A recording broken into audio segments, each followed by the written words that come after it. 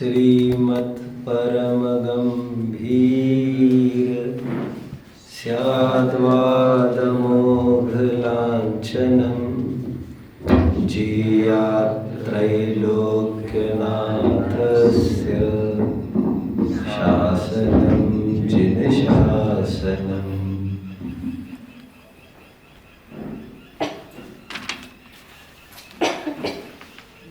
अक्सर स्वाध्याय के पूर्व जिनवानी स्तुति के रूप में हम देखते हैं स्याद्वाद नए षटद्रव्य गुण पर्याय और प्रमाण का। स्वाध्याय के उपरांत जब जिनवानी स्तुति होती है उसमें भी हम देखते हैं सप्तभंग जह तरंग उछलत सुखदाल। महावीराष्टक स्तोत्र तो हम देख ही चुके हैं। यदि या वा गंगा विविध नय कल्लोल विमला। इन सब बातों को सुनकर बहुत टाइम से हमारे दिमाग में ये विचार चल रहा है, आखिर क्या होगा ये प्रमाण, क्या होगा नय, क्या होगा सप्तभंग। शब्द बड़े क्लिष्ट मालूम पड़ रहे हैं, आखिर कब होगा इनका सुलझाव, क्या होगा इसका अर्थ, क्या होगा इसका रहस्य। मोक्षार्थियों, हम सबका लक्ष्य मुक्ति, मिशन मुक्ति, निर्वाण की प्राप्ति हम सबका लक्ष्य है। द्रव्य कर्म भाव कर्म नौ कर्म से मुक्ति हमारा लक्ष्य है। टेक्निकल लाइंस में ये मैंने बोला, समझने के लिए इतना ही काफी है। दुखों से मुक्ति हमारी चाह है, लेकिन मुक्ति का उपाय क्या? आचार्य कुंद कुंद कहते हैं णाणम पच्चखाणम। समय सार के होगी 34वीं गाथा। ज्ञान से ही प्रत्याख्यान होता है, ज्ञान से ही त्याग होता है। त्याग मतलब निर्वाण। अमृतचंद्र स्वामी टीकाकार जगह जगह कहते पाए जा रहे हैं मुक्ति चाहिए आपको ना। हाँ, कैसे मिलेगी? ज्ञानात् मुक्ति। जिसे कुंद आचार्य देव कह रहे थे नाणम पच्चखाणम, ज्ञान से ही प्रत्याख्यान होता है, ज्ञान से ही निर्वाण होता है, उसी को अमृतचंद्र स्वामी कहते ज्ञानान मुक्ति। ज्ञान से मुक्ति होती है। 2-4 दिन पहले आई थिंक 72वीं गाथा की उत्थानिका होनी चाहिए, मैं आपको दिखा रहा था। वहां पर लिखा जा रहा था, अमृतचंद्र स्वामी कह रहे थे कुछ इस प्रकार था, ज्ञान मात्रात एव बंध निरोध भवति। ज्ञान मात्र से ही बंध का निरोध होता है। बंध का निरोध मतलब संबंध, निर्जरा और मोक्ष। ये जगह जगह छटाएं अमृतचंद्र स्वामी ने भी लिख दी है। जो जयचंद जी छाबड़ा 34वीं गाथा का भावार्थ, जो जानेगा वही तो त्याग करेगा। इन सभी आचार्यों का, विद्वानों का फोकस, जब भी हम मुक्ति की बात करते वे किसकी बात करते बच्चों? शाबाश, वे ज्ञान की बात करते हैं। जब भी हम लिबरेशन की बात करते हैं वे नॉलेज की बात करते हैं। जब भी हम मुक्ति की बात करते वे विद्या की बात करते हैं। सा विद्याये विमुक्तये, knowledge liberates, knowledge is power. हमने मुक्ति की पूछी, उन्होंने ज्ञान की कहा। कुंद स्वामी को यहां तक कहना पड़ा नाणम नरस्य सारो। इस नर के लिए ज्ञान ही सारभूत है। यह तो ठीक है, लेकिन जानना किसको ये तो बताओ। ज्ञान से मुक्ति होगी, किसके ज्ञान से, किसको जानना? इसके लिए जिनवानी ने 2 उत्तर प्रस्तुत किए हैं। वैसे मैं आपको पूछूं, किसको जानने से मुक्ति होगी? आपके पास क्या उत्तर है बच्चों? शायद आप एक ही उत्तर देंगे। 2 उत्तर आपके पास होने चाहिए थे अभी। एक उत्तर तो यह है, जाल संपूर्ण विश्व को संपूर्ण लोकालोक को। लोकालोक के क्या है? जावानी के ज्ञान तय सूझे लोकालोक, सो वाणी मस्तक न सदा देत तू ढोक। किसे जानना है? सातों तत्वों को। सात तत्वों के बिना तो कुछ भी नहीं है। मतलब सात तत्व मतलब समग्र विश्व को जानना है। ऐसा एक कथन है जिनवाने का, सातों तत्वों को जानो। सात तत्व मतलब संपूर्ण विश्व ही आ गए उसमें। एक कथन ये है। ये कौन बोल रहा है बच्चों? यह आगम बोल रहा है, आगम। लेकिन अध्यात्म ये बोलता है आत्मा को जानो तो मुक्ति होगी। मतलब किसको जानूं मैं, किसे जानूं मैं? जब शंकाकार ने शंका पूछी तो जिनवानी के आगम में उत्तर मिलता है विश्व को जानो, लोकालोक को जानो, समस्त वस्तु को जानो। वस्तु को जानने का फल वीतरागता है। लेकिन अध्यात्म यह कहता है वस्तु का तात्पर्य आत्मा। आत्मा छह द्रव्यों को जानकर भी उसमें जानना क्या है? अपनी सत्ता जाननी है, अपनी हयाती देखनी है। और छह द्रव्यों को जानने को कहा था वो केवल इसीलिए क्योंकि छह द्रव्यों को जाने बिना उसमें स्थित आत्मा को कैसे जानेगा। तो आगम और अध्यात्म दोनों की अपनी अपनी स्टाइल है बोलने की, लेकिन दोनों इंसिस्ट करते हैं। किस पर इंसिस्ट करते हैं बच्चों? हाँ, ज्ञान, जानने पर। जानने पर इनको दो दे दो। दोनों जन एक ही बात कहते हैं, जानो। और किसके लिए जानो कहते हैं? मोक्ष के लिए जानो। एक जन कहता है विश्व को जानो। एक इसलिए तो सात तत्व दिखाए गए जिसमें अजीव तत्व भी दिखाए गए। यह द्वीप समुद्र क्यों दिखाए गए आखिर?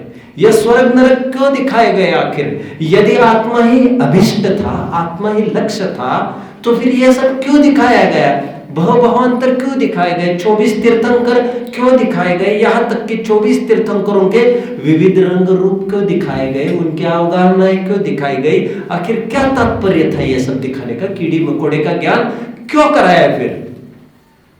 क्योंकि आगम यह कहता है निरर्थक कुछ भी नहीं होता है। लेकिन इसमें निर्विवाद दोनों रूप से खड़े हैं कि जानो, उससे मुक्ति होगी। फिर यह प्रश्न खड़ा होता है किससे जानो? क्या है साधन जानने का? कोई भी चीज हमें कहा, प्रोजेक्ट दिया कि इसे जानना है, तो सबसे पहले क्या प्रश्न खड़ा होता है? जैसे कहा इसे खुदवाई करनी है जमीन को, तो सबसे पहले आपका क्या प्रश्न उत्पन्न होगा?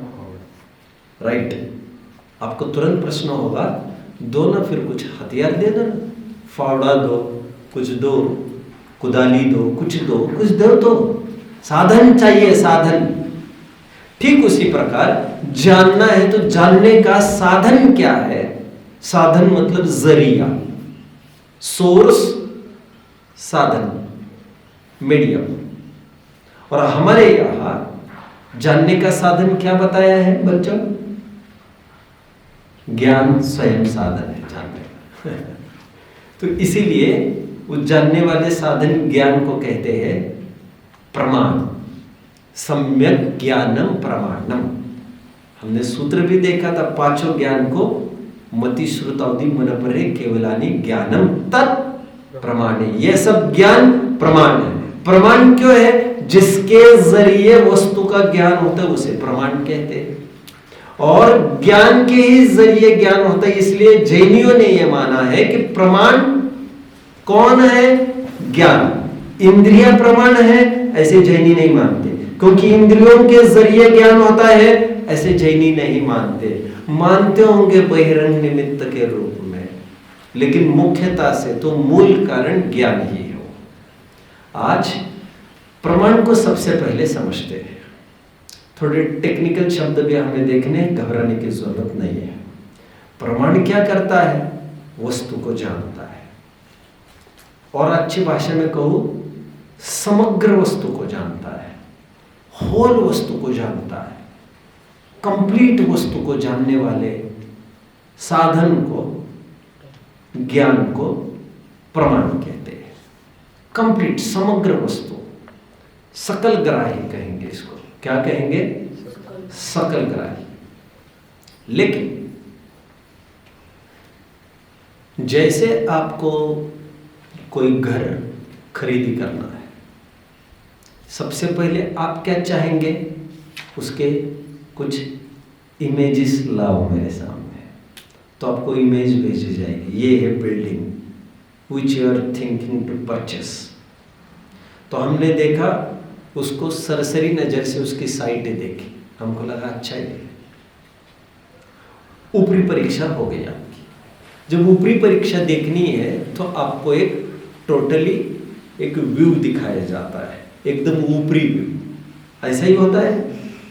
आज क्रिकेट मैच होनी है सहारा में। सहारा जानते हैं ना बच्चों? सहारा कप होता है, जानते हैं आप? कौन सा कप? वो अरेबिया में कौन सी मैचेस होती है? सऊदी अरेबिया में सहारा कप, आई थिंक। हाँ, चलो, मेड बी एनीथिंग। पहले क्या दिखाया जाता है? मैच चालू होने के पहले स्टेडियम, यहाँ तक कि स्टेडियम के बाहर सराउंडिंग्स, नदी बह रही है, एयरपोर्ट है, रेलवे स्टेशन है, बाहर टावर है कोई, आदि आदि ये सब चीज़ें दिखाई जाती है। ये कब? ये मैच अभी चालू होनी है तो आसपास का पूरा लोकेशन दिखाया जाता है। ये एक सरसरी व्यू होती है, और व्यू ये ब्लंट होती है, ब्लंट, अस्पष्ट इसीलिए कह रहा हूँ मैं, इसमें एक एक फीचर स्पष्ट रूप से दिख नहीं सकता आपको।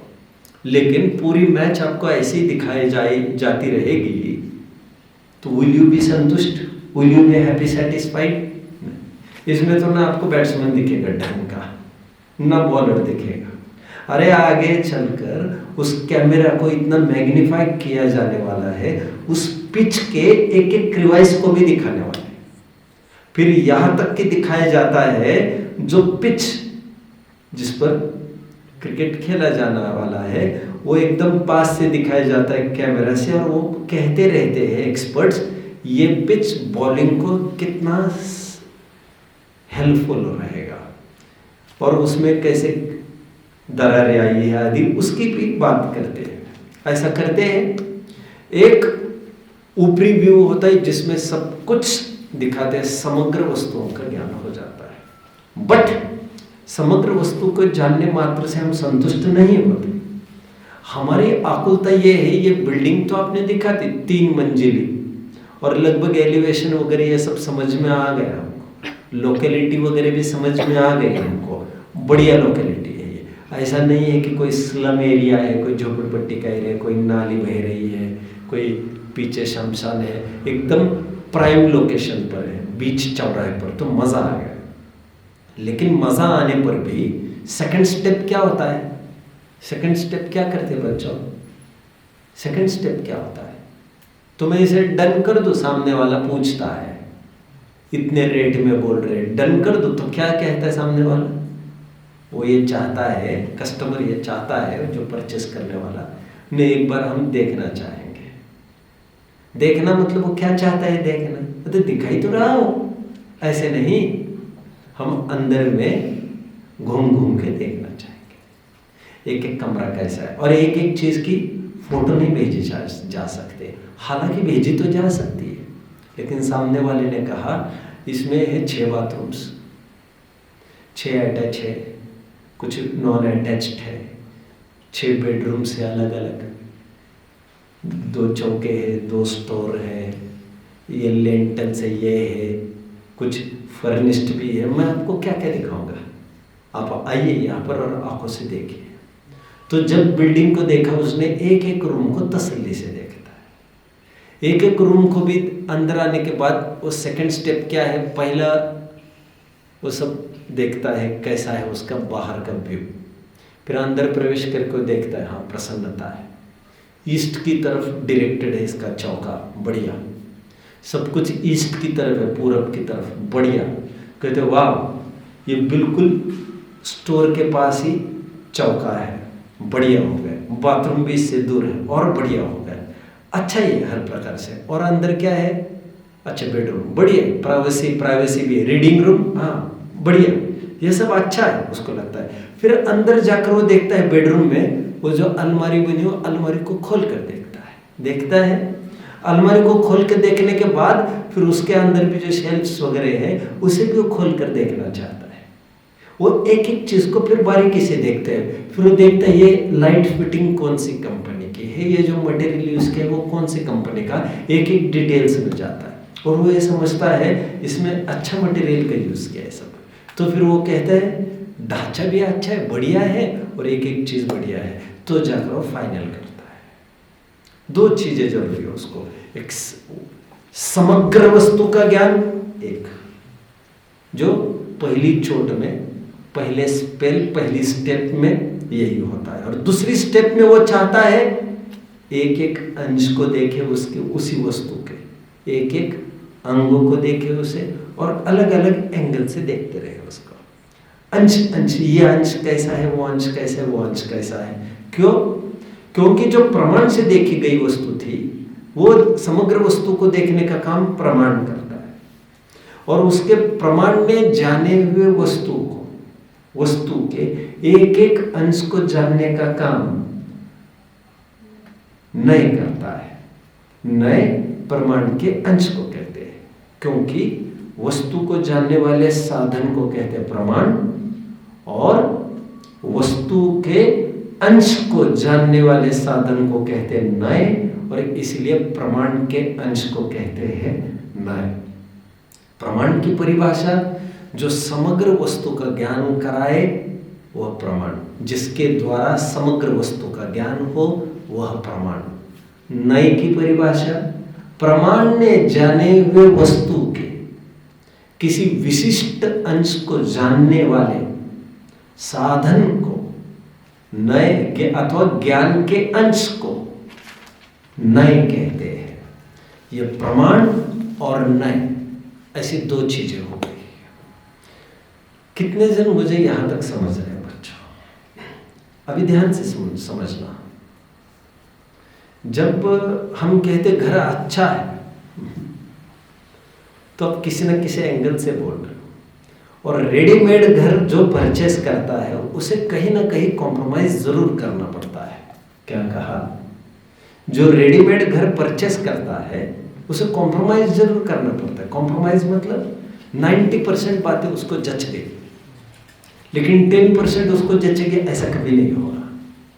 उसको बाथरूम से अच्छे लगे, चौका अच्छा लगा उसको रीडिंग स्वाध्याय का रूम अच्छा लगा, सब अच्छा लगा, लेकिन वो ये सोचता है ये जो चौका बना है ना इसमें उजाला भरपूर नहीं है, प्राकृतिक नहीं है, इसमें कृत्रिम लाइट का प्रयोग करना पड़ रहा है। ये बड़ा ड्रॉबैक है यहाँ पर। दूसरा ड्रॉबैक ये भी है यहाँ पर, इसमें पानी का जो प्रयोग होगा वो यहाँ पर जेट का कनेक्शन भी ठीक नहीं है, और पानी का लेवल भी बहुत नीचे है।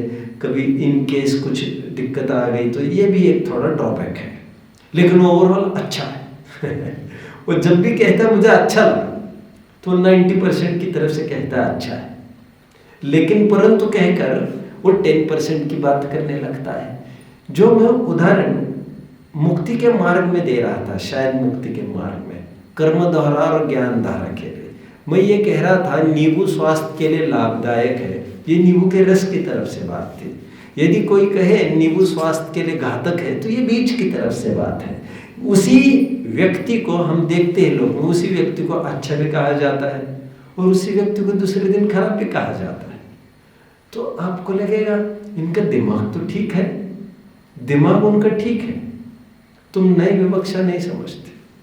जो जिसे खराब कहा गया है उसे कभी अच्छा भी कहा जा सकता है, क्योंकि वो इतना खराब होने पर भी उसमें कम से कम ये गुण तो अच्छा है, उस गुण की तरफ से उन्हें अच्छा कहा। अब राम की खूब आपको तारीफ भी मिलेगी, ग्रंथों वो तो मिलेगी, रावण की भी कोई कम तारीफ नहीं होगी ग्रंथों में।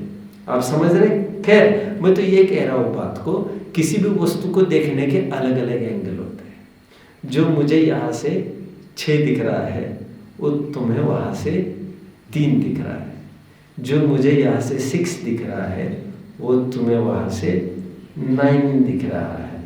यह तुम कहाँ पर खड़े हो उससे उसका फर्क पड़ता है। वस्तु तो वही है, तुम कहाँ से उसको देखोगे उससे वो तय होगा, वो तुम्हें कैसे दिखेगी। समझ में आ रहा है? उसी प्रकार एक वस्तु, हर एक वस्तु अनंत धर्मात्मक है। क्या कहा? अनंत धर्मात्मक, अनंत गुणात्मक है। तो कभी किसी गुण की तरफ से देखेंगे, कभी किसी धर्म की तरफ से देखेंगे। नित्य अंश की तरफ से देखेंगे तो आपको वस्तु नित्य ही नित्य दिखेगी। अनित्य अंश की तरफ से देखोगे तो आप तो वस्तु अनित्य ही अनित्य दिखेगी। तो यह एक वस्तु को कभी किसी एंगल से, कभी किसी एंगल से देखने का जो तरीका है, देखने की कला है, वो कला देता है हमें नए। कौन? नए। इसलिए नए को इंग्लिश में कहेंगे पॉइंट ऑफ व्यू,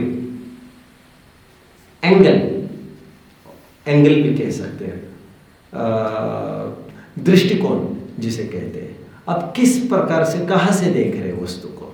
तो नए का शाब्दिक अर्थ वैसे नी धातु से बना ये नए शब्द है। कौन से धातु से बच्चों? नी। और नी धातु ले जाने के अर्थ में होती है।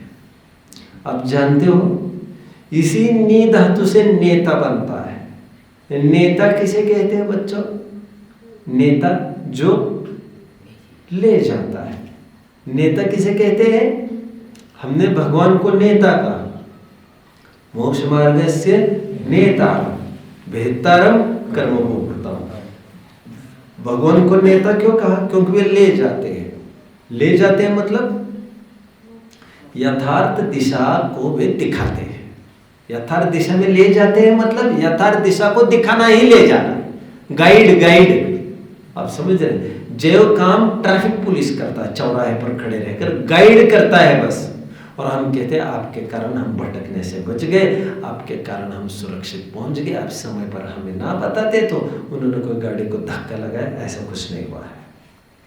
मैं नी धातु से बने नए का अर्थ बता रहा हूं। नए मतलब ले जाना। ले जाना यहाँ पर किस अर्थ में बच्चों? ज्ञान अपेक्षा। ले जाना मतलब यहाँ पर ज्ञान कराना। नए एंगल को ज्ञान कराने वाले साधन को, नए ज्ञान के अंश को नए कहते हैं। चालू करने के पहले आपके सामने पुरुषार्थ सिद्धि उपाय ग्रंथ है। इसका 225वां श्लोक है। बेहतरीन श्लोक है। इस श्लोक को हम पढ़ेंगे। मिलने के बाद मुझे थोड़ा कंफर्मेशन दे देना। 225वां श्लोक का 270 पेज है। जिनका अपना अपना पेज होगा देख सकते हैं आप सब। 270 पेज 270 225वां श्लोक है ये आर्य छंद है बच्चों। इसे आर्य छंद में बोलने की कोशिश करते हैं हम। एकेनाकर्षन्ति श्लथयन्ति वस्तु तत्त्वमितरेण अन्तेन जयति जयनी नीतिर्मन्थान नेत्रमिव गोपी। भारी पड़ रहा होगा आपको थोड़ा संस्कृत। इतना गजब का अर्थ है बच्चे, इतना गजब का अर्थ है। गोपी इव शब्दार्थ अपन बाद में देख लेंगे, पहले अब मेरी तरफ ही ध्यान दीजिए, फिर एक एक में बाद में बताऊंगा। ये जैनी नीति, ये जिनवानी, ये जिन शासन को उपमा दी गई है गोपी की। गोपी किसे कहते हैं? ग्वालन, ग्वाला की शी ग्वाला। समझ में आता है? जो ग्वालिन होती है उसकी उपमा दी है जिनवानी को। ग्वालन की क्या विशेषता है? ग्वालिनी क्या विशेषता है इसकी? ग्वालिनी, ग्वाला दूध ला के देता है घर पे। उस दूध का दही जमाना, फिर दही जमाने के बाद उसमें मथनी डालना। मथनी समझते हो ना? जो मथता है, मथना, घर्षण। मथना। रवि जिसे कहते हैं, उस रवि के माध्यम से वो महिला एक डोर लेकर, देखा किसी के घर है कोई करता है? आपके घर होता है अभी भी ये मथनी से? हाथ से करते, अभी खत्म हो गया, रवि गई, मतलब हाथ से ऐसे करते, हाथ से करते हैं। ठीक है, वो तब का जमाना है जब दूध रहता था एम्पल क्वांटिटी में। वो जमाना है जब 20-30 जनों का एक परिवार हुआ करता था, 20, 30, 40, और आंगन में रहती थी 10-10 गायें, तो दूध इतना था। तो कहते हैं ना, सोने की चिड़िया हमारे भारत देश को, यहाँ पर दूध दही घी की नदियां बहती थी कहते हैं। तो एक टाइम था जब घड़ों, इसीलिए घी का घड़े का उदाहरण भी आता है। हमें लगता है घी का घड़े की बात कर रहे हैं। अभी घी का घड़ा मतलब आप समझ गए कितना कितना किलो घी हुआ एक घड़े में?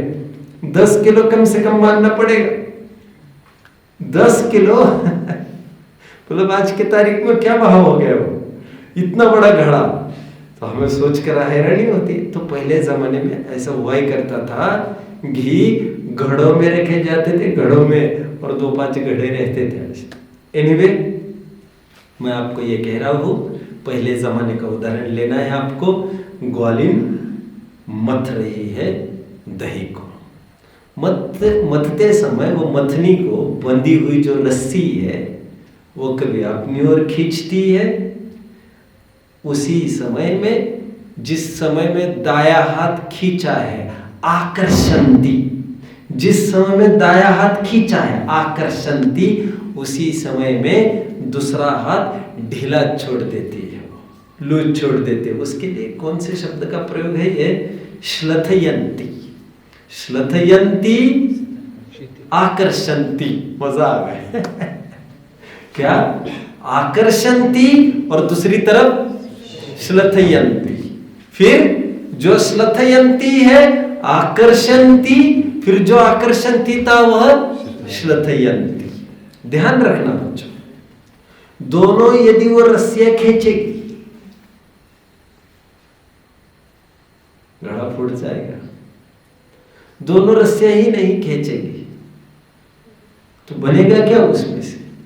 जरूरी है चर्निंग के लिए, जरूरी है कभी इस ओर कभी इस ओर, कभी इस ओर कभी इस ओर, और इस माध्यम से ये यहां पर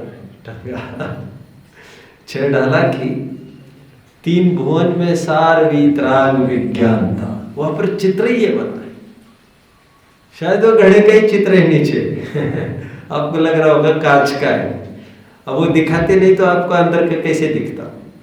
तो निरंतर दिखाते जा रहे हैं। ग्वालिन स्टैंड्स फॉर जिनवानी, जिनवानी समझते हैं। एंड ये और छोर रस्सी का स्टैंड्स फॉर नए, नए वस्तु का निरूपण करने के लिए कभी किसी नए का प्रयोग होता है, कभी किसी नए का प्रयोग। कोई ये कहेगा नहीं यही आगे चाहिए, यही आगे चाहिए, तो घी की सिद्धि नहीं कर पाएगा, घड़ा तोड़ देगा। कोई निश्चय करता रहेगा, जाएगा। कोई व्यवहार कहेगा, वो भी जाएगा।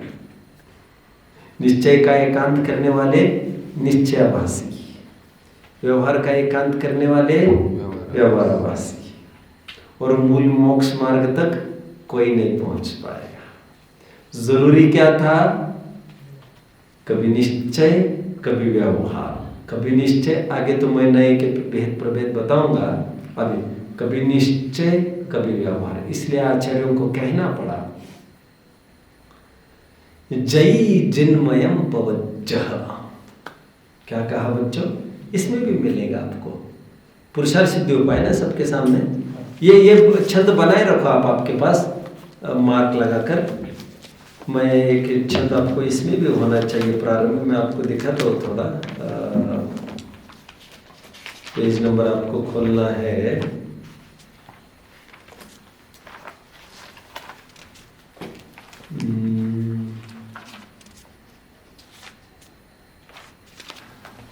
इसमें कोड तो क्या है टोटल जय जिन्मयम पवज्जः तामा व्यवहार निश्चय मोयः एकेन विना छिज्जयति तम अन्येन पुनः तच्चम। इसमें प्रारंभ में भी कही है, मैं 7वें 8वें श्लोक के आसपास देख रहा हूं, आप भी देखेंगे, आपको भी मिल जाएगा। हाँ, मिल गया, पेज नंबर 3434 पर आइए बच्चों।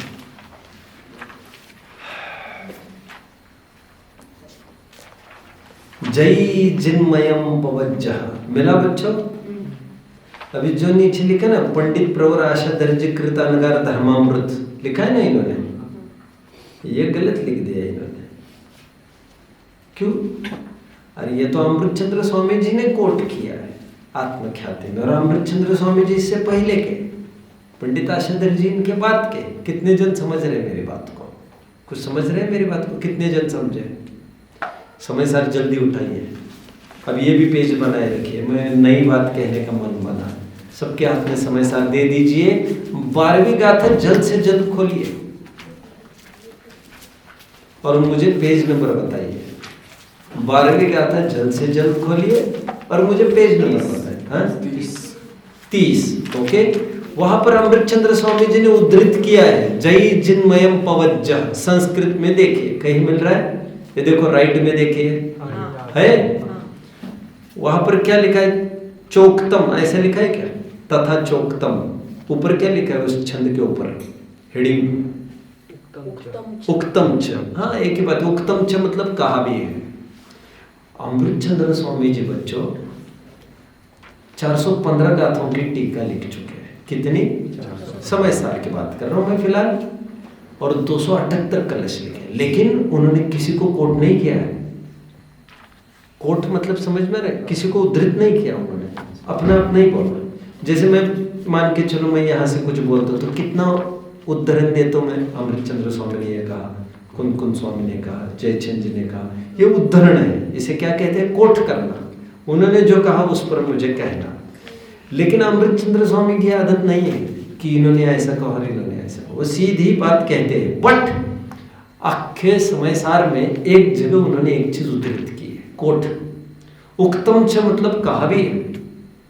अभी किसने कहा है? शायद उन तक भी नाम नहीं पता होगा उनको, शायद ऐसा लग रहा है। उन्होंने क्या कोट किया देखिए, जो आपको यहां पर मिल रहा है हूबहू देखिए, जय जिन्मयम पवज्जः तामा व्यवहार निश्चय मोयः। मैं अर्थ करता हूं बच्चों इसका। जिन्हें जिन मत में, आप अर्थ नीचे मत देखे, जो मैं कह रहा हूं उतना समझे। जिन्हें जिन मत में प्रवर्तन करना हो, वे ता वे मां नहीं, मुयः छोड़ो, वे मत छोड़ो। किसे? व्यवहार को, निश्चय को। जिन्हें जिनमत में प्रवर्तन करना हो, वे ना निश्चय को छोड़ो ना व्यवहार को छोड़ो। क्यों? एकेन विना छिज्जयत्यम, एक का लोप करोगे, एक के बिना एक को हटाओगे, तीर्थ का लोप हो जाएगा, और दूसरे को हटाओगे तो तत्व का लोप हो जाएगा, और दोनों तरफ रिस्क हो जाएगी। कितने जन फॉलो कर रहे हैं? जिन जीवों को केला खाना है, वे लोग ना केले के छिलके को हटाओ, वे केले का छिलका और दल दोनों को स्वीकार करो। यदि छिलके को आप निषेध कर दोगे तो आप ठेले पर जाकर सीधा दल खरीद कर नहीं ला सकोगे, इतना मैला कुचला हो जाएगा। और यदि आप दल का लोप करोगे तो छिलके के लिए कोई मूर्ख बैठे पैसे देके लाने के लिए, तो दोनों को केले के रूप में स्वीकार करो। कितने जन समझ रहे हो? स्वीकार करो का तात्पर्य खाने योग्य स्वीकार करो, ऐसा मैंने बोला नहीं है। एक प्रिजर्व करने के रूप में स्वीकार करो, क्योंकि घर में केला लाओगे, क्यों सत्कार, केला छिलने के बाद 6 घंटे के बाद कैसी शक्ल हो जाती है उसकी, कैसा काला पड़ जाता है। देखे ना बच्चों, सेब देखा है ना आपने, आम देखा है, उसकी तरफ बहुत अच्छे से देख सकते हैं। आम अभी अभी बना, सेब अभी अभी बना, और 6 घंटे के बाद आपने उसको देख लिया। जूस बना, 6 घंटे के बाद देख लिया, कैसा पड़ जाता है वो, काला, खाने का मन भी नहीं होता, टेस्ट भी बदल जाता है, और उसके पोषक तत्व भी खत्म हो जाते हैं। राइट? यह आप भाई साहब आप 6 घंटे की बात कर रहे हो, लेकिन जो केले आपके घर में है वे 6-6 दिन से बैठे हैं बास्केट में, और 6 दिन तक भी उन्हें आँच नहीं आ पाई है। ये किसकी महिमा है? हाँ, जैसे मार्केट से केले लाकर डंठल पहले अलग कर देते हैं, ऐसा यदि मम्मी बहुत बड़ा काम बच जाएगा, सब छिलके आज अलग कर देता हूँ, ऐसा चलेगा? छिलके आइन टाइम अलग करेंगे आप, क्योंकि वो सुरक्षा कवच प्रदान करता है। कोई फालतू में कचरा नहीं, कचरा तब है जब अंदर का दल ग्रहण कर चुके हो। समझ रहे हैं बच्चों? जो जीव जिन मत को प्रवर्तन करना चाहते हो वे निश्चय व्यवहार दोनों को मत छोड़ो, क्योंकि एक के बिना, व्यवहार के बिना तीर्थ का लोप होगा, और निश्चय के बिना तत्व का लोप होगा। मतलब क्या? सुनिए बच्चों, सुनिए, मैं जो बताता हूं। यदि व्यवहार का लोप करेंगे, आपको क्या लग रहा है प्रज्वल, ये जो प्रवचन श्रृंखला चलती है, ये निश्चय है कि व्यवहार है? हाँ? आपको क्या लग रहा है? पक्का? किससे सुना आपने? वहां की आवाज सुनी कि यहाँ की आवाज सुनी? ये प्रवचन श्रृंखला जो चल रही है, कोई सुन रहा है और कोई बोल रहा है, ये क्या चल रहा है? ये निश्चय है कि व्यवहार है? सोच कर बोलो जरा, आपको क्या लग रहा है? हाँ? आपको क्या लग रहा है? हाँ? आपको क्या लग रहा है? यह व्यवहार है। यदि व्यवहार का लोप होगा तो क्या होगा? व्यवहार का लोप मतलब एक जन दूसरों को कहे, एक जन दूसरों को सुने, ये तो व्यवहार ही है। यह सब अनुष्ठान व्यवहार ही है, जितनी भी एक्टिविटीज वो सब व्यवहार है। समझ रहे? निश्चय में दूसरे के साथ प्रवृत्ति का तो कोई काम ही नहीं है, उसमें तो निवृत्ति है, आत्म स्वभाव में निवृत्ति, वो निश्चय का काम। ये सब बाहर की प्रवृत्ति है, सब व्यवहार का काम। यदि व्यवहार को चौकड़ी लगा देंगे तो आपके मंदिर को पहले ताले ठोकने पड़ेंगे, स्वाध्याय हॉल का तो उद्भव ही नहीं हो पाएगा। इस ग्रंथों का क्या काम है? छापखानों का क्या काम है? बड़ी बड़ी सूचियों का, दान दातारों का क्या काम होगा? जब व्यवहार का ही लोप होगा तो यहाँ पर क्यों आना? फिर कहां पर? इस तीर्थ स्थली पर, इस गजपन सिद्ध क्षेत्र पर क्यों जाना? फिर क्या बगीचा और क्या यह सब व्यवहार है। यदि व्यवहार का लोप करोगे आप तो स्वाध्याय, प्रवचन, भक्ति सबका लोप हो जाएगा। व्यवहार पर चौकड़ी लगाने से तीर्थ का लोप होगा, इसे तीर्थ कहा जा रहा है बच्चों, उपदेश को तीर्थ कहा जा रहा है। और यदि निश्चय पर चौकड़ी लगाओगे तो यह रात दिन हम अध्ययन करते हैं, सामायिक करते हैं, चिंतन करते हैं, पूजा करते हैं, भक्ति करते हैं, दान करते हैं, सब करते हैं, उन सब का पीछे का आशय क्या है? आत्मा। यदि निश्चय का ही लोप करेंगे तो यह सब क्यों किया जा रहा है? यह सब मूल गोल ही नष्ट हो जाएगा। लक्ष्य जिसके पीछे यह सब किया जा रहा है, एक तो सीढ़ियां हट जाएगी एक हटाने से, और दूसरा यदि सीढ़ियां नहीं होगी तो ऊपर तक कैसे पहुंचेंगे? और यदि ठीक है, फिर एक काम करते हैं, सीढ़ियां बनाए रखते हैं, ऊपर का हटा देते हैं, तो फिर ऊपर जाकर करेंगे क्या? कितने जन मुझे फॉलो कर रहे हैं? सीढ़ी स्टैंड्स फॉर बच्चों, सीढ़ी स्टैंड्स फॉर व्यवहार। यहां के शब्दों में बोलिए, कोई यहां के शब्दों में बोलिए। तीर्थ, तीर्थ समझ में आता है?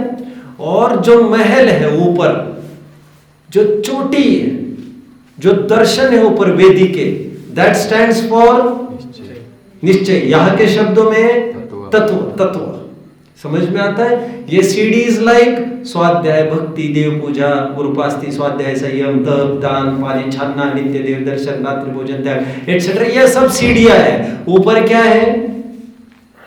ऊपर आत्म प्राप्ति। ये सब आडंबर क्यों चल रहा है? इतना सब आत्म प्राप्ति के लिए सब उद्यम चल रहे हैं। आप समझ रहे हैं? यदि व्यवहार का लोप होगा तो क्या होगा? तो तीर्थ का लोप हो जाएगा। यदि व्यवहार का निषेध कर बैठेंगे, तीर्थ का लोप होगा। यदि निश्चय का निषेध कर बैठेंगे तो तत्व का ही लोप हो जाएगा। तीर्थ का तात्पर्य कोई तीर्थ क्षेत्र नहीं बोला है मैंने बच्चों, आप समझ लीजिए इस बात को। तीर्थ डायरेक्ट क्षेत्र से कनेक्टेड नहीं है। यह तो हमारे दिमाग में हमने नोशन बना दिया।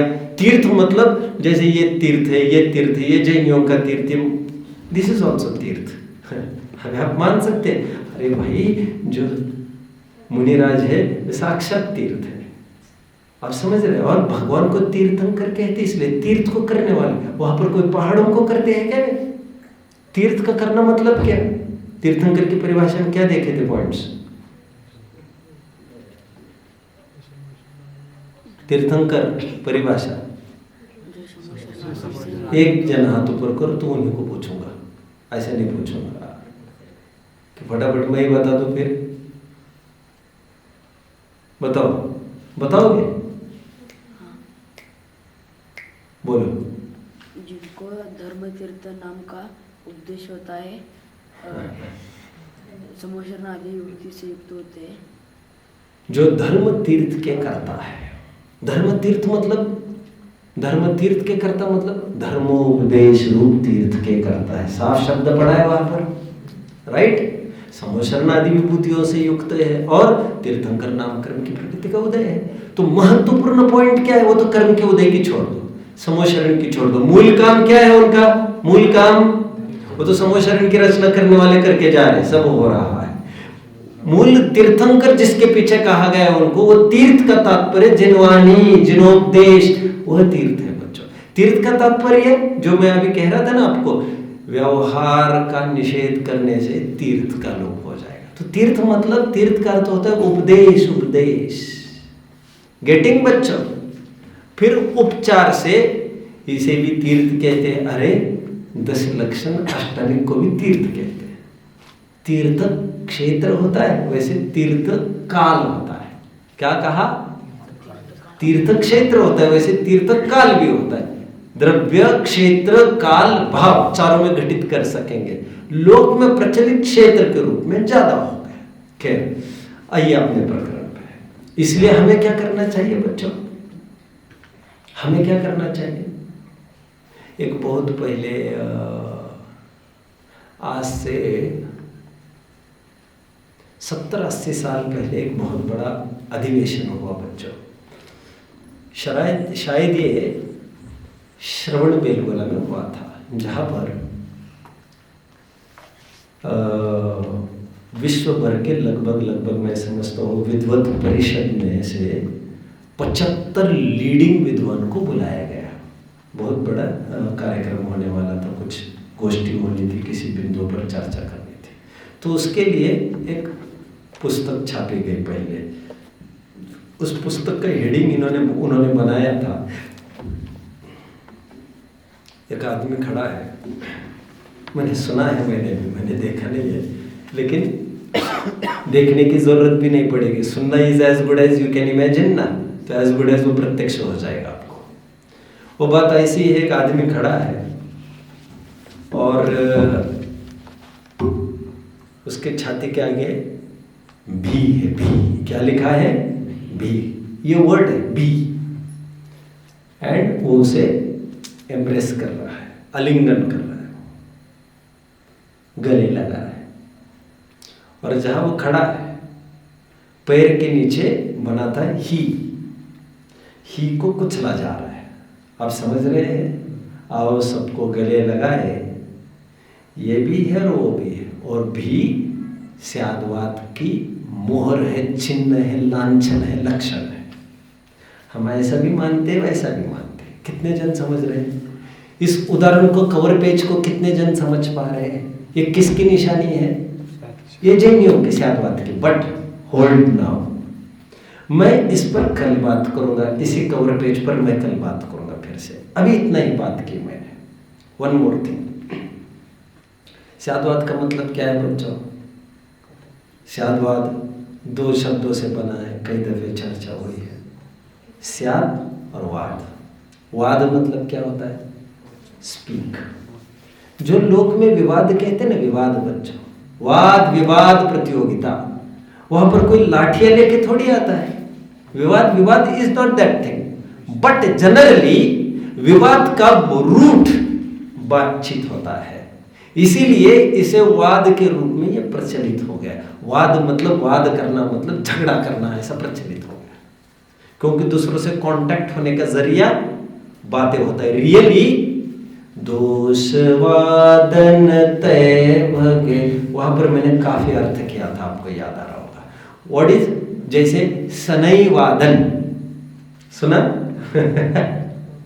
नहीं सुना आपने? ये सब म्यूजिक्स में होता है ना, सनई वादन। एक आदमी का नाम बोलो, who is famous in Joshi, who was that? Bhimsen Joshi. सनई वादन, सनई वादन नहीं, चलिए छोड़िए।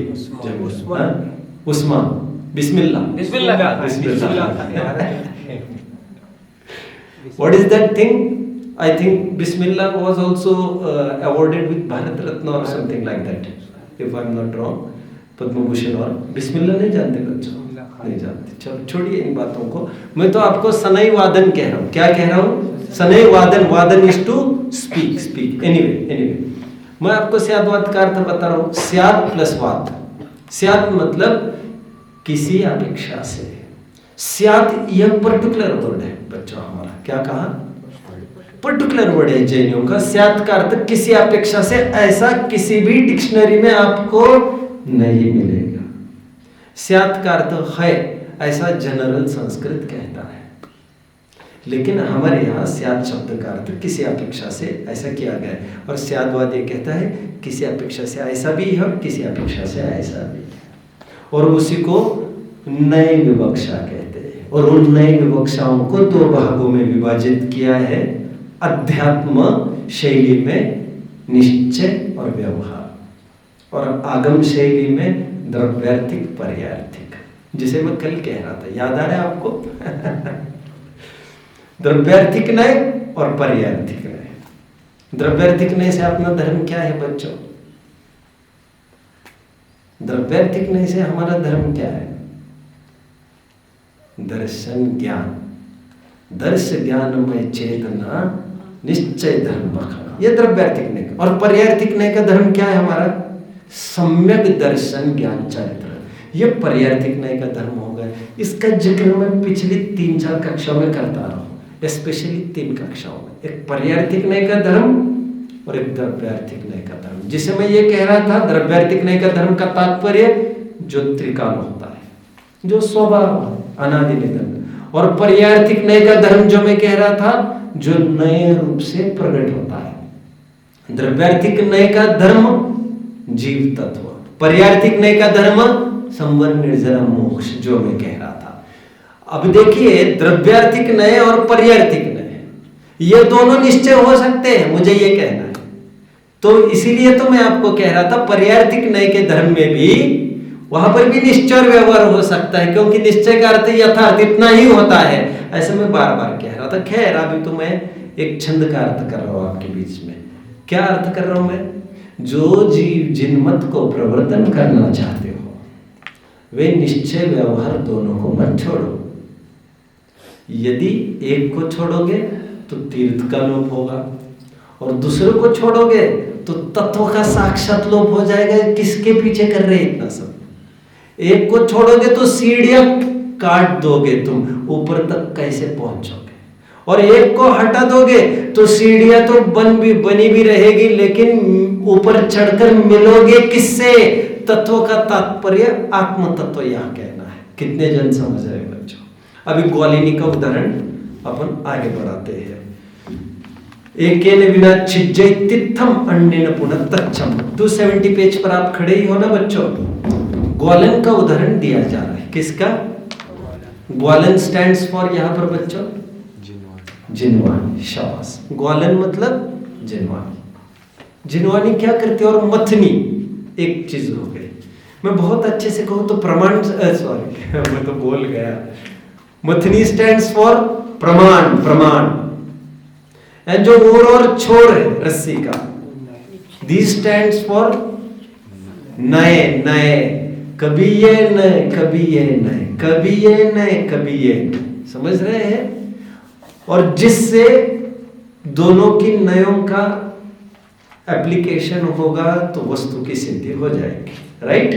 देखो इसका टीका पढ़नी है बच्चों। वैसे मैं जाते जाते और एक बात बता दूं आपको। क्या गजब, क्या गजब। ग्वाले को क्या कहते हैं? एक अच्छा शब्द है गोपाल। क्या कहते हैं बच्चों? गोपाल। गोपाल किसको कहते हैं? और गोपाल कहते हैं भगवान को।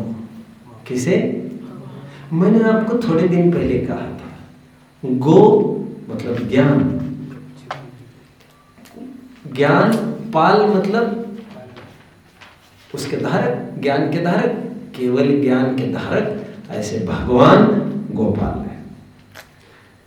भगवान ग्वाला, जिनवानी ग्वालन, केवली कन्ने। कितने जन फॉलो कर रहे बच्चों मुझे? या आपको यहाँ पर कुछ नहीं मिलेंगे ये सब अर्थ, आपको ऐसे निकालने पड़ेंगे। वाणी प्रसूत हुई है केवलियों से, इसलिए, और केवलियों को गोपाल कहते ही है। केवलियों को गोपाल कहते ही है। और उस न्याय से जिनवानी को यहाँ पर ग्वालन कह दिया। तो ग्वालन जिस प्रकार मथती है, कभी ये हाथ आगे करके, कभी वो हाथ आगे करके, तो उसके माध्यम से घी की प्राप्ति होती है, मक्खन की प्राप्ति होती है। यदि ऐसा नहीं होता, आग्रह होता किसी एक ही पक्ष का, तो ये मक्खन कभी भी नहीं निकलता। देखिए क्या कहते हैं। टीका देखिए बच्चों, टीका। दही की मथानी की रस्सी को, मिल रहा है सबको? तो मुझे कंफर्मेशन दीजिए, मिल रहा है? अभी टीकाकार कौन है मैं थोड़ा सा आपको बता दूं बच्चों। ये टीकाकार टोडरमल जी है। दही की मथानी की रस्सी को खींचने वाली ग्वालिनी की तरह जिनेंद्र भगवान की जो नीति अर्थात विवक्षा है, वो वस्तु स्वरूप को एक नई विवक्षा में खींचती है, दूसरी नई विवक्षा से ढीला करती है। गेटिंग? दो शब्द ऊपर पढ़े थे, कौन से? आकर्षंती, श्लथयंती। गेटिंग? वह अंतेन अर्थात दोनों विवक्षाओं से जयवंत रहे। कौन सी दो विवक्षा है बच्चों? यदि अध्यात्म कहे तो निश्चय और व्यवहार, यह अध्यात्म के नए है। यदि आगम के नए कहने हो तो द्रव्यार्थिक, पर्यायार्थिक। गेटिंग? तो कभी इस नए का प्रयोग, कभी उस नए से, और दोनों नयों से जिनवानी जयवंत वर्तो। भावार्थ, भगवान की वाणी स्याद्वादु अनेकांतात्मक है। वस्तु स्वरूप का निरूपण प्रधान तथा गौण नई की विवक्षा से करने में आता है। गेटिंग बच्चों? कितने जन समझ रहे हैं? एक और सूत्र है बच्चों, तत्वार सूत्र का 5वां अध्याय। कितने जन को याद है ख्याल में? जिनेंद्र अर्चना लेके बैठे हैं। 5वां अध्याय तत्वार सूत्र। जल्दी, मैंने आपके बीच में 2-5 बार इस सूत्र का जिक्र किया है। इस सूत्र को पढ़िए जरा, क्या है 26वां सूत्र बच्चों 5वें अध्याय का। सॉरी 32वां पढ़िए, सॉरी। अर्पित अनर्पित सिद्धि, क्या सूत्र है? इस सूत्र को जीवन में कभी भी नहीं भूलना बच्चों। यह तत्वार सूत्र के ठीक बीचों बीच प्लेस्ड सूत्र है, और सबसे मौल्यवान चीज होती है वो एकदम बीचों बीच रखी जाती है। गेटिंग? क्या है इस सूत्र की खासियत? अर्पित अनर्पित सिद्ध है। वस्तु की सिद्धि अर्पित से होती है और अनर्पित से होती है। क्या अर्थ है बच्चों इसका, इस सूत्र का? वस्तु की सिद्धि अर्पित से होती है और अनर्पित से होती है। बट अर्पित और अनर्पित मतलब क्या? अर्पित का अर्थ बताएंगे तो अनर्पित का अर्थ तो समझ में आ ही जाएगा। अर्पित मतलब विवक्षित। विवक्षित मतलब एक पर्टिकुलर, अमुक मतलब, और अविवक्षित मतलब उस पर्टिकुलर के अलावा बाकी की। मैं अभी विवक्षित को कहूंगा मुख्य और अविवक्षित को कहूंगा गौण। मतलब वस्तु की सिद्धि मुख्यता और गौणता से होती है। कभी कोई चीज मुख्य हो जाती है और कभी कोई चीज गौण हो जाती है। कभी वही गौण चीज कभी वही मुख्य हो जाती है और मुख्य चीज कभी गौण हो जाती है। देखो आपको क्या लग रहा है, पृथ्वी इस पूरे प्रीमाइसिस में सबसे महत्वपूर्ण व्यक्ति कौन है? कौन है? आपको क्या लग रहा है विराज, सबसे महत्वपूर्ण व्यक्ति कौन है इसमें? आप भगवान को भी भूल गए। एनीवे सबसे, अभी भगवान को छोड़िए, सबसे महत्वपूर्ण व्यक्ति कौन लग रहा है आपको? व्यक्ति बोला अभी मुझे, और जिंदा व्यक्ति। तो यह आपकी नीड तय करेगी। यदि आप भोजनशाला में जाते हो तो सबसे महत्वपूर्ण व्यक्ति वही है, वही हीरो है वहां का। 50 करोड़ की गाड़ी होगी मालिक की, जो ड्राइवर आगे बैठा होगा उसको लाख 2-3 लाख पे बस, और ऐसे 2500 गाड़ियां का मालिक होगा वो। लेकिन इस समय में गाड़ी चलाते समय वो पीछे बैठा हुआ मालिक नहीं है, वो गाड़ी की रजिस्ट्री का मालिक है, उस प्रॉपर्टी का मालिक है। चलाने का मालिक फिलहाल ये ड्राइवर है। जैसा ड्राइवर कहेगा वैसा करना पड़ेगा उसे। समझ में आया? ये पीछे वाला तय नहीं करेगा, अभी ब्रेक लगाओ, अभी ये करो, अचानक ब्रेक क्यों लगाया, दचका लग गया, वो नहीं कहेगा। डिसीजन मेकर कौन है इसमें? ड्राइवर। पूरे राइट्स उस ड्राइवर को, कब, कितना, कैसा टर्न लेना, कितनी स्पीड, कितने पेस में कहाँ चलना, उसका पूरा मालिक हो। अरे जिसे आप एकदम साधारण आदमी समझते हो वो सबसे महत्वपूर्ण आदमी हो सकता है। आइन टाइम झाड़ू लगी नहीं थी एक जगह, तो आइन टाइम सभी जन किसे बुलाएंगे? जल्दी उन्हें बुला के लेके आओ सफाई वाले को। तो उस समय वो सफाई वाला मुख्य हो गया, बाकी सभी गौण हो गए। यह तो डिपार्टमेंट और तुम्हारी गरज तय करेगी इस समय में महत्वपूर्ण कौन है, गौण कौन है। जब इस प्रीमाइसिस में आओगे, पर्टिकुलर इस 4 दीवारी में, स्वाध्याय भवन में, तो इस समय में कौन महत्वपूर्ण है? एक हाथ जन को बीमारी कुछ हो जाए, छाती दर्द होने लग जाए, कहेंगे उठाओ, लेके जाओ, लेटा दो। और पंडित जी को कुछ होने लग जाए तो। लेकिन और एक बात समझ लीजिए, पंडित जी भी 4 हैं, कितने? 4। तो इस समय में जिसका होना है वो महत्वपूर्ण है। पंडित जी ही महत्वपूर्ण, वक्ता ही महत्वपूर्ण नहीं है इस समय में। वक्ता भी who is speaking, he is important here। आप समझ रहे हो? अभी देखिए, आपको लग रहा होगा यहाँ पर सबसे महत्वपूर्ण व्यक्ति कौन है? स्पीकर, जो मन संचालन कर रहा है। बट ऐसा नहीं है। थोड़ी देर में दिस गोज ऑफ, ये खत्म हो जाए, व्यवस्था डिस्कनेक्ट हो जाए। सबकी निगाहें किस पर आकर टिकेगी? विराज, जल्दी कुछ करो।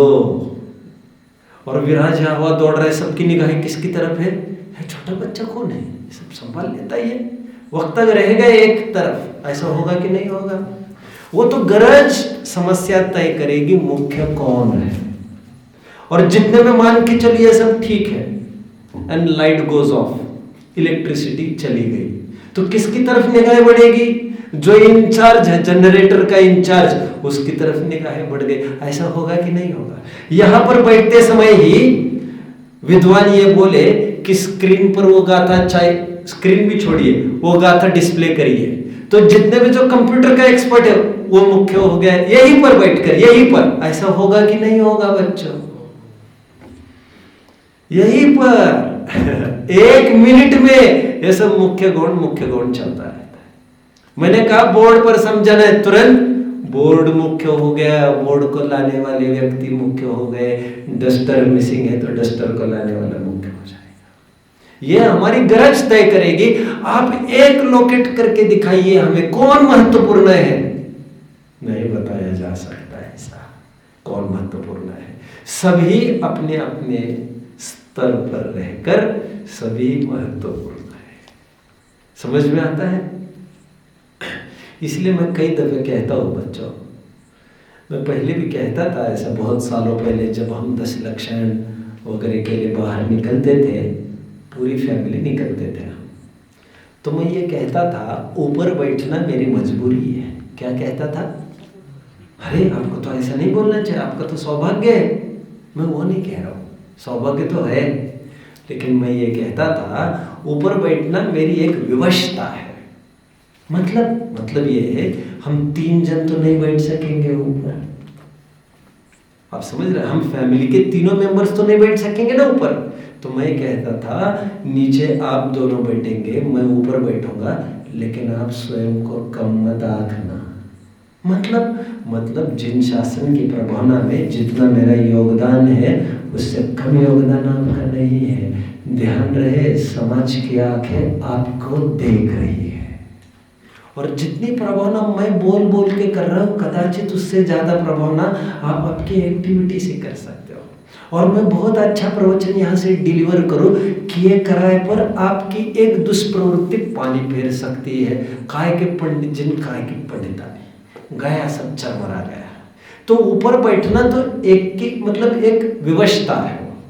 प्रभावना में कौन किससे कम है यहाँ पर, और प्रभावना में हम सब आगे हैं, कोई किसी से कम नहीं हुआ करता। आप समझ रहे हो बच्चों? मैं तो हमेशा ये कहता हूँ, जो ऑटो चला रहा है, वो ऑटो चलाने वाला दूर दूर से लेके आता है श्रोताओं को प्रवचन के टाइम पर, तो वो चलाते हुए समय वो सोच रहा है कहीं लेट ना हो जाए, इनका 1 मिनट भी प्रवचन मिस ना हो जाए, तो उतना ही पुण्यार्जन वो कर रहा है, कर सकता है। आई मीन टू से जितना वक्ता, विल यू बिलीव? यहाँ पर बैठा हुआ लाइब्रेरी संभालने वाला एक आदमी बड़ी सजगता से बैठा है, यहाँ पर आधी रात भी एक जन एक ग्रंथ मांगना है तो बड़ी भावना से वो दे रहा है, तो उतना ही पुण्य का वो अर्जन करता है। कितने जन मुझे फॉलो कर रहे हैं? मतलब एक टोटल जो यूनिट, क्या कहना चाहिए, टोटल सिस्टम होता है ना बच्चों, टोटल सिस्टम, उस सिस्टम में सबका अपना अपना काम महत्वपूर्ण रहता है।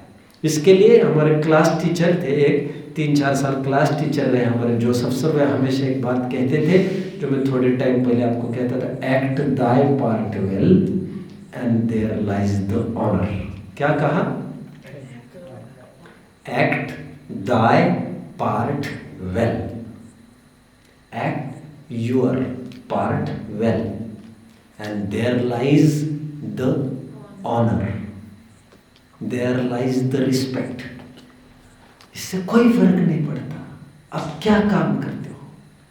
मैंने मार्टिन लूथर का एक कोट पढ़ के दिखाया था, आपको याद आ रहा होगा, जिसने ये कहा था, जिसका बहुत सुंदर कोट है, थोड़े टाइम पहले पढ़ के दिखाया, जो कहना था मुझे कि एक स्वीपर भी इतने अच्छे से स्वीपिंग करे कि स्वर्ग में बैठे हुए देव भी आकर ये कहे बखूबी काम किया इस आदमी ने, कि यहाँ पर एक ऐसा आदमी हुआ जो बिना मक्कारी के ईमानदारी से झाड़ू लगाता था। Honesty is the best policy.